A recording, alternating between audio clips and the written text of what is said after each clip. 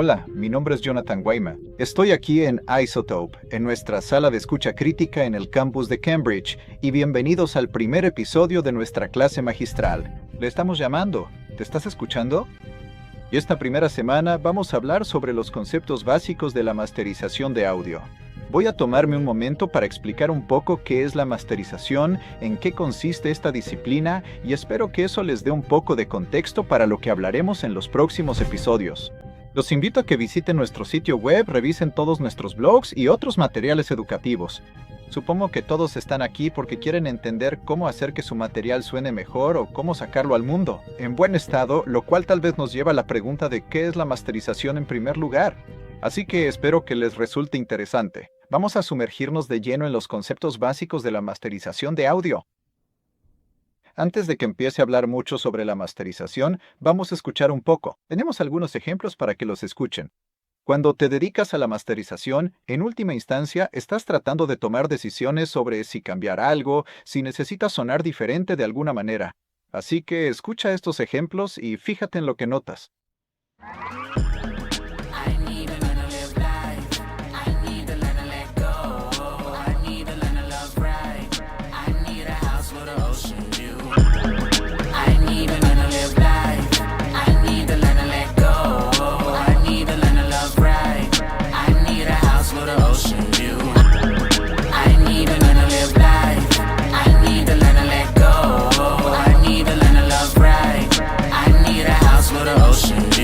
Entonces, ¿qué acabas de escuchar? Si escuchas la primera versión de la canción y la segunda versión de la canción, suenan diferente. ¿De qué manera? Obviamente, una suena más fuerte que la otra. Pero, ¿cuál está en nivel correcto y la que suena más fuerte es mejor? ¿Y en qué se diferencian? Estas son algunas de las cosas en las que siempre tenemos que pensar al masterizar. La tercera versión que escuchaste fue la versión masterizada.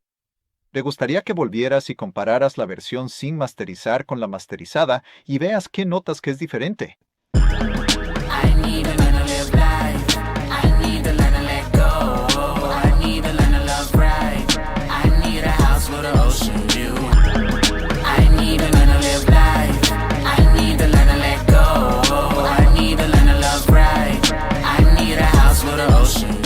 En última instancia, tu objetivo, supongo, es mejorar en esto, o al menos entender qué hace el masterizado en una pista, para que realmente podamos meternos en los matices sutiles y hacer que una canción cobre vida, por decirlo así.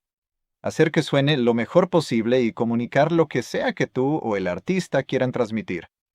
Sin embargo, tienes que empezar por algún lado, así que escucha estos dos próximos ejemplos, y apuesto a que cada persona que esté escuchando, sin importar en qué plataforma lo haga, notará que algo necesita cambiar.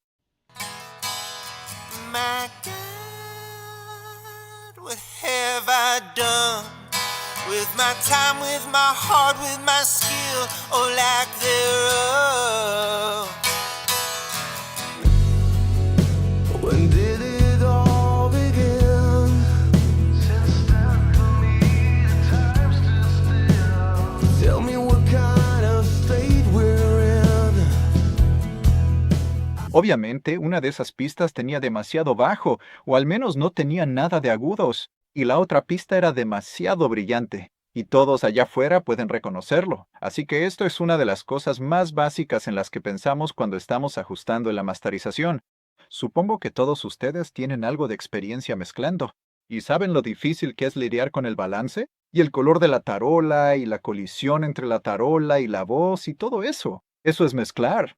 Eso es lo que es la mezcla.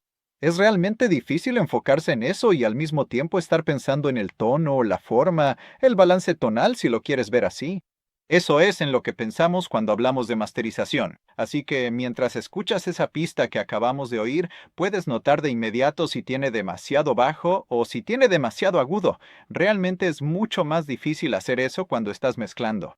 Esto nos lleva a separar un poco la mentalidad entre el ingeniero de mezcla y el ingeniero de masterización, y por qué necesitamos abordar la masterización en cierto modo como una disciplina aparte, para que puedas alejarte y ver el bosque en vez de enfocarte en cada árbol individual. ¿Qué es la masterización? En cierto sentido, es una actividad bastante familiar. Se usan muchas de las mismas herramientas que usas al mezclar. Ecualizamos, comprimimos, usamos limitadores, cambiamos el nivel de las cosas. Pero eso realmente no abarca toda la actividad. Para mí, para hacer un buen trabajo de masterización, realmente necesitamos definir qué es la masterización. La definición clásica que probablemente has escuchado es que es la última oportunidad de cambiar cualquier cosa sobre el sonido de una pista, pero eso en realidad es solo la mitad de la actividad. La segunda mitad es dejarla lista para salir al mundo. Y esa es la parte de la masterización. Eso implica asegurarse de que el nivel esté bien ajustado, asegurarse de que no haya nada mal con el audio, asegurarse de que no esté demasiado brillante ni demasiado opaco, comparado con todas las demás grabaciones que se han hecho allá afuera, y teniendo en cuenta los diferentes contextos en los que la gente podría estar escuchando las pistas que vas a crear. Sabes, no se trata solo de la creatividad, no se trata solo de la parte más atractiva del trabajo, que es el ecualizador y la compresión, y tal vez le estás agregando un poco de sabor o color a una pista, esa segunda parte de dejarla lista. Para que tu oyente pueda tener la experiencia que quieres que tenga, esa es una parte esencial e importante de la masterización. Así que cuando empecemos a hablar de masterización, creo que vas a notar que ambos aspectos aparecen en la forma en que hablo sobre el trabajo que vamos a hacer. Cuando hablamos de masterización, es tentador confundir las herramientas con la actividad. Es totalmente posible hacer uso de la tecnología de masterización. Isotope fabrica Ozone, una suite fantástica de herramientas de masterización. Puedes ponerlas en tu mezcla estéreo cuando estás mezclando, y ciertamente puedes ajustar el nivel y el tono general mientras estás en la actividad y mentalidad de mezclar. Eso es mezclar.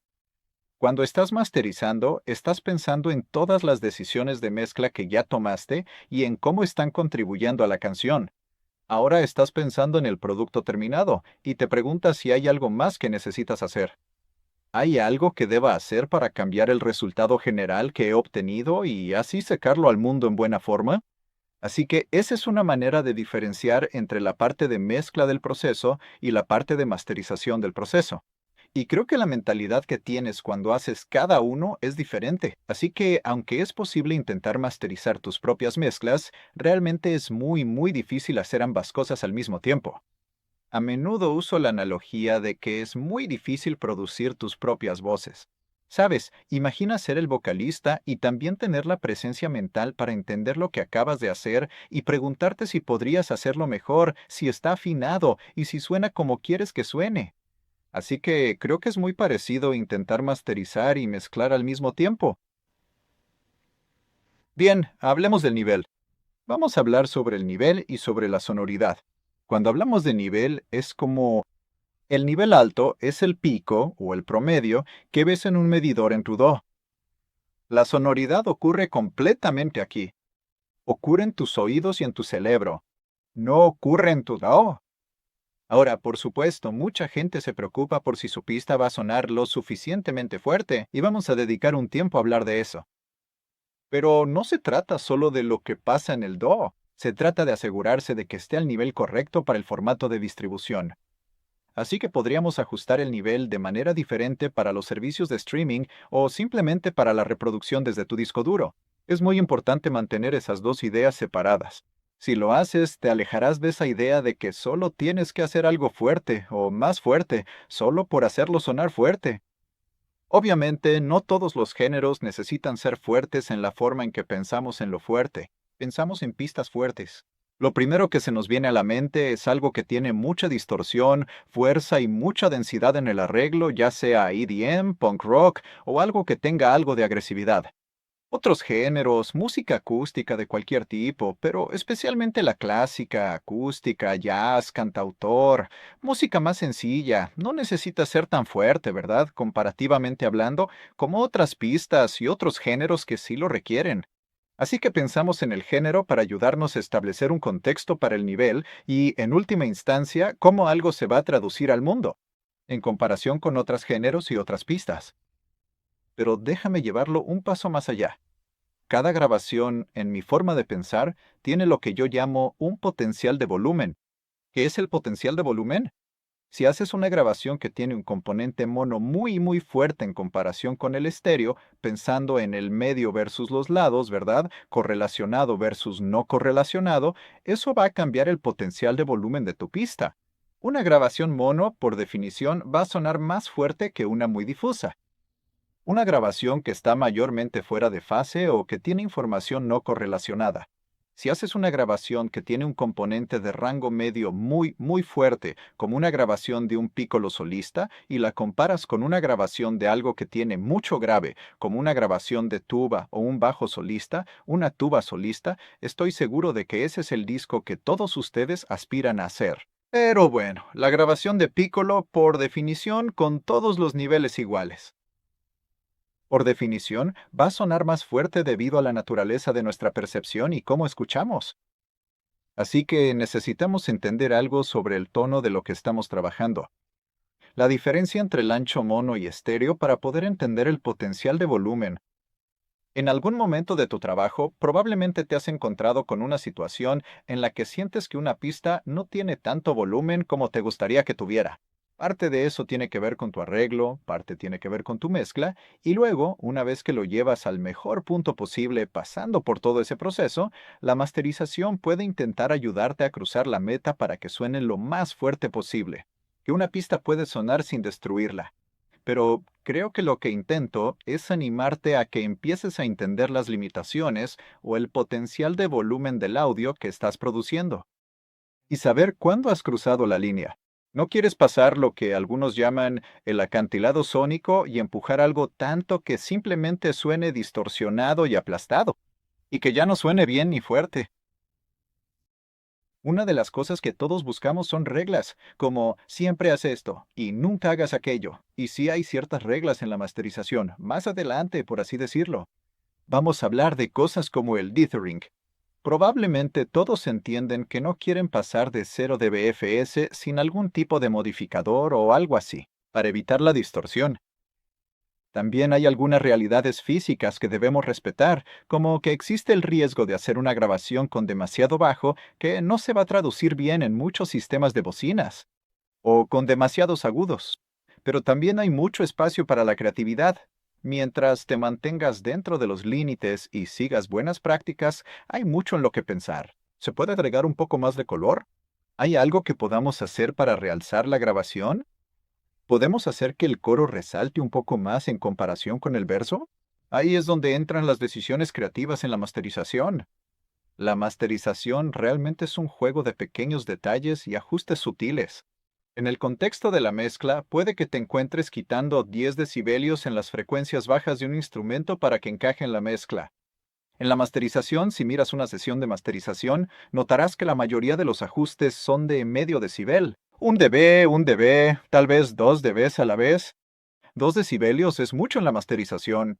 Es un poco difícil acostumbrarse a eso, pero aquí tienes una idea que tal vez te ayude a entender por qué es así. Imagina que tomas un ecualizador y haces un ajuste de medio decibelio en una sola pista de tu mezcla. No suena como mucho, ¿verdad? Pero en la masterización, si tomamos un ecualizador y lo ponemos en la salida estéreo y hacemos un ajuste de medio decibelio, es como tomar un ecualizador y ponerlo en cada uno de los canales de tu mezcla y hacer ese mismo ajuste de medio decibelio. Así que en esencia, estás aplicando ese mismo cambio en todo lo que hay en tu mezcla. Por eso tiene mucho más peso y significa mucho más, por decirlo así, en la diferencia que estás haciendo en tu mezcla. Para mejorar y aprender a ser mejor en la masterización, te animaría a que, ya sabes, te atrevas a experimentar. Intenta hacer un cambio de 10 decibelios y escucha lo que pasa. Pero al final del día, eventualmente llegas al punto en el que empiezas a entender cuál debería ser la magnitud de tus cambios al masterizar. Y la mayoría de las veces, si tienes una buena mezcla, un pequeño ajuste hace una gran diferencia. Gracias por ver el video. ¿Estás escuchando? Si quieres recibir notificaciones sobre otros episodios cuando salgan, suscríbete al canal de YouTube y luego usa el icono de la campanita. Siéntete libre de visitar el sitio web de iZotope.com. Ahí hay mucho material educativo, manuales de productos gratuitos. También están las ISO Sessions, donde puedes descargar muestras de sonido y experimentar tú mismo. Espero verte la próxima mes. Espero que esto te sea útil.